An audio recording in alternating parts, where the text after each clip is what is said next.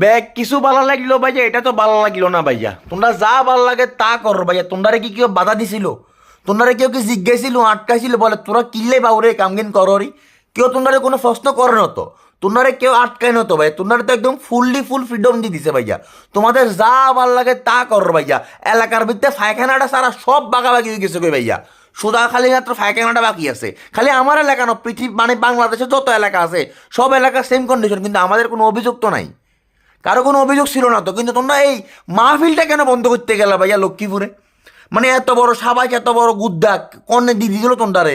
যে মসজিদের ইমাম অর্থাৎ লক্ষ্মীপুরের ওই স্থানীয় মসজিদের ইমাম বলতেছে যে ফ্যাসিস্ট আওয়ামী লীগ সরকারের আমলেও আমরা এই মাহফিলটা চলমান রাখছি। আমাদের যুব সমাজ এই মাহফিল করে গেছে, তাফসিরুল কোরআন করে গেছে।